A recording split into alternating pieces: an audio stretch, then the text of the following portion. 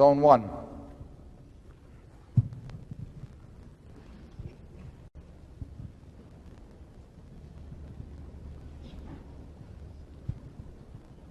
Hello, I'm Christopher Davis from New York City.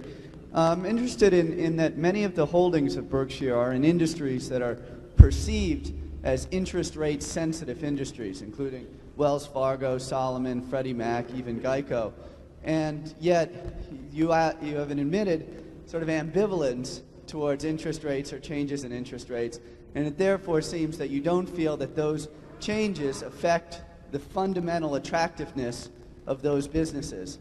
I thought maybe you could share your thoughts on what you see in these businesses that the investment community as a whole is ignoring.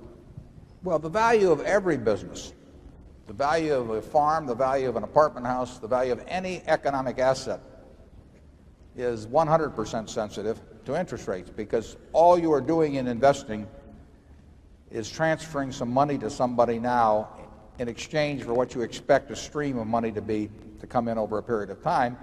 And the higher interest rates are, the lower the present value is going to be. So every business by its nature, whether it's Coca-Cola or Gillette or Wells Fargo, is in its intrinsic valuation is 100% sensitive to interest rates. Now the question as to whether a Wells Fargo or a Freddie Mac or whatever it may be, whether their business gets better or worse internally as opposed to the valuation process because of higher interest rates, that is not easy to figure. I mean, Geico, if they write their insurance business at the same underwriting ratio, in other words, they have the same loss and expense experience relative to the premiums, they benefit by higher interest rates, obviously, over time, because they're a float business and the float is worth more to them. Now, externally, getting back to the valuation part, the present value of those earnings also becomes less then, but the present value of Coke's earnings becomes less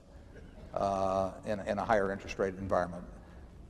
Wells Fargo, it's whether they earn more or less money under any given interest rate scenario is hard to figure. There may be one short-term effect and there may be another long-term effect. So I do not have to have a view on interest rates, and I don't have a view on interest rates, to make a decision as to an insurance business or a mortgage guarantor business or a banking business or something of the sort relative to making a judgment about Coke or Gillette.